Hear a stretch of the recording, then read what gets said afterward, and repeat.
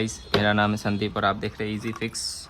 तो आज हमारे पास ये आई है LG की डबल डोर की PCB। इसमें क्या फॉल्ट हो रहा है कि इसमें 6 टाइम ब्लिंक आ रहा है, जो IPM साइड है उधर 6 टाइम ब्लिंक आ रहा है। तो चेक करते हैं, चेक कर लेते हैं एक बार, ठीक है। कंफर्मेशन के लिए आपको दिखा दूँ, ये हमारे पास जैक है सेंसर का, इधर लगा देते हैं। बिना सेंसर के कंप्रेसर ऑपरेट नहीं होता है। तो एक बार सेंसर लगा दिए, अभी सप्लाई करके देख लेते हैं, ठीक है। एक न्यूट्रल में और एक इधर OLP के ये साइड। और ये कंप्रेसर हमारे पास 89 का कंप्रेसर है जो इसके लिए कंपैटिबल है, तो उसको लगा के एक बार चालू करके देख लेते हैं, ठीक है। तो ये मैंने प्लग ऑन कर दिया है, आप देख सकते हैं यहाँ पे लाइट आ चुकी है, रिले बोली है। तो इधर ये टेस्ट बटन दिया होता है, टेस्ट बटन को दबा के देख लेते हैं कि कितना टाइम ब्लिंक दिखा रही है।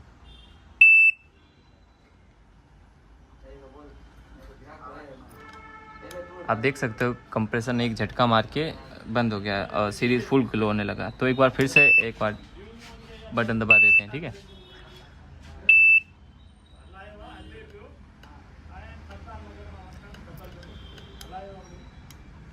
तो बार बार ये रीसेट हो रही है, एक बार और दबा के देख लेते हैं, ठीक है। 6 टाइम ब्लिंकिंग ऐसे तो दिखाती है अगर मैं डायरेक्ट लगाऊं तो, बाकी सीरीज़ में है ये एक बार। तो आप देख सकते हैं ब्लिंकिंग आना चालू हो गई है, 3, 4, 5 एंड 6। तो ये 6 टाइम ब्लिंकिंग हो रही है। तो आपने फॉल्ट तो देख लिया है, अब चलिए इसको रिपेयर करना स्टार्ट करते हैं। रिपेयरिंग स्टार्ट करते हैं इसकी। तो इसका फॉल्ट पता है आपको क्या हो रहा है? IPM 6 टाइम ब्लिंकिंग कब आती है, ओवर करंट कब डिटेक्ट होता है? तो ये ओवर करंट डिटेक्ट करता है ये IC, ठीक है। यहाँ पे आप देखोगे ना अगर, तो यहाँ पे एक IC लगी हुई है, ठीक है। तो ये IC है, ये है A358F की ऑपरेशनल एम्पलीफायर IC, ठीक है। तो ये क्या करती है कि कंप्रेसर कितना लोड ले रहा है वो डिटेक्ट करती है, ठीक है। तो ये ख़राब होती तो नहीं है वैसे, ख़राब होती नहीं है, बट क्या होता है कभी कभी कि वोल्टेज सप्रेस हो जाते हैं। वोल्टेज सप्रेस जैसे कि ये IC 15 वोल्ट पे ऑपरेट होती है, ठीक है। तो ये IC 15 वोल्ट पे ऑपरेट होती है ना, तो जैसे ही जब वोल्टेज डाउन होता है ना, तो ये IC ऑफ हो जाती है। और जैसे ही ऑफ होती है ना IC, तो यहाँ पे जितना भी वो आउटपुट दे रही होती है ना, 2.5 वोल्ट MCU को जाना बंद हो जाते हैं, ठीक है। तो इसमें ये इशू है कि ये 2.5 वोल्ट है ना, यहाँ से ये IC ऑफ हो जा रही है। उसकी वजह से वो जो करंट सेंस कर रहा है ना, वो करंट सेंस नहीं कर पा रहा है। इसकी वजह से ओवर करंट का एरर दिखा रही है, ठीक है। यही कॉमन प्रॉब्लम। दूसरा 7 टाइम ब्लिंकिंग में भी आता है, तब वहाँ पे क्या होता है कि ये 15 वोल्ट IPM जैसे ऑन होता है, जैसे कंप्रेसर ऑपरेट होने की कोशिश करता है, वोल्टेज सप्रेस होते हैं, IPM ऑफ हो जाता है, उसका फॉल्ट आउटपुट का पिन ऑफ हो जाता है। और MCU को जैसे ही फॉल्ट आउटपुट की पिन पे 0 वोल्ट दिखते हैं, तो वो IPM का एरर दिखा देती है, ठीक है। तो वो मैं आपको सब अभी दिखा देता हूँ एक बार। तो भी चलिए, तो हमारा काम एक्चुअली यही सेक्शन में है। तो ये इतना कोई सेक्शन इसमें फॉल्ट आता नहीं है, बस ये सेंसर का होता है।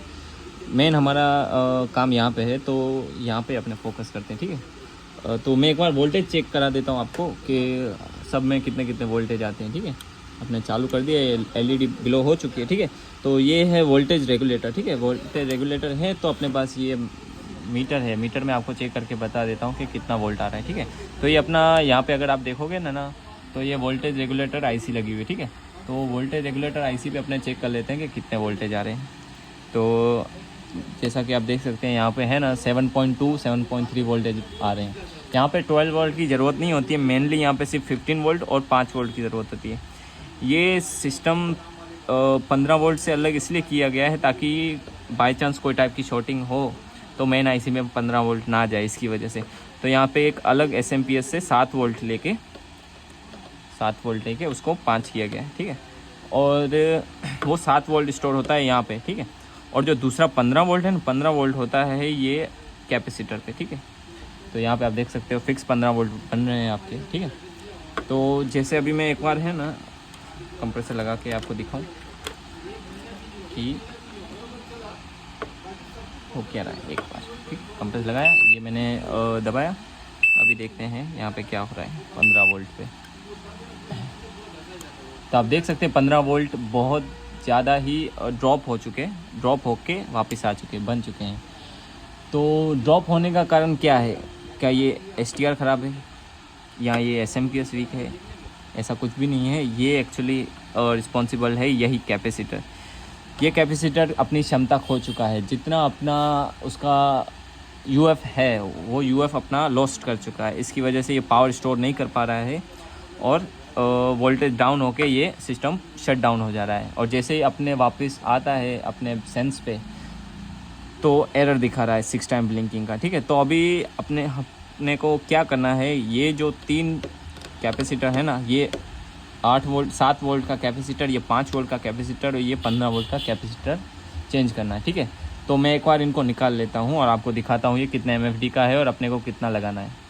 तो देख सकते हैं मैंने कैपेसिटर तीनों में से निकाल दिए हैं। तो ये है अपना 7 वोल्ट के लिए जो कैपेसिटर वो, और ये जो है 16 वोल्ट 100 UF ये है 5 वोल्ट के लिए, और ये 25 वोल्ट और 100 UF है 15 वोल्ट की सप्लाई के लिए। तो 15 वोल्ट और 5 वोल्ट की सप्लाई के लिए हम ये लगाएंगे 25 वोल्ट 220 UF। इसमें भी सेम वही 25 वोल्ट 220 UF। और फॉर द 7 और 8 वोल्ट के लिए हम लगाएंगे 25 वोल्ट 1000 UF। ये इसलिए ज़रूरी है क्योंकि मेनली यही इस पे ही ज़्यादातर लोड पड़ रहा है। ये अपना काम परफेक्ट करेगा तो बाकी का सप्लाई परफेक्ट होगा। ठीक है, तो ये मैं एक बार लगा देता हूँ और आपको फिर चेक करवाता हूँ। ठीक है, तो देख सकते हैं मैंने ये कैपेसिटर लगा दिए हैं। तो अभी एक बार चेक कर लेते हैं। मैंने सब फंक्शन भी जिक्स भी लगा दिए, तो चालू करते हैं। अभी तक एक LED आ गई है, सिस्टम अपना ऑपरेटिंग हो गया है। टेस्ट बटन दबा के चेक कर लेते हैं कि कंप्रेसर ऑपरेट हो रहा है कि नहीं हो रहा है। ठीक है, तो बेल बज चुकी है इसकी और कंप्रेसर आप देख सकते हो इधर वाइब्रेशन लेने लग चुका है और ये कंप्रेसर अपना स्टार्ट हो चुका है। ठीक है,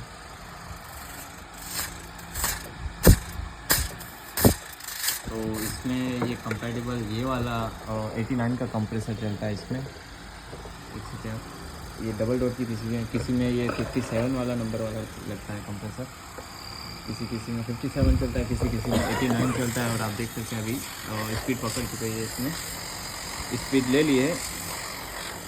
तो बस यही था इसका fault. 6 time blinking 7 time blinking आए तो भी वही सेम फॉल्ट है। ये आपको तीनों कैपेसिटर बदलने हैं क्योंकि ये पावर सप्रेस हो जाती है उसकी वजह से। तो I hope you like it the video and please do share subscribe the channel. जय हिंद, जय भारत।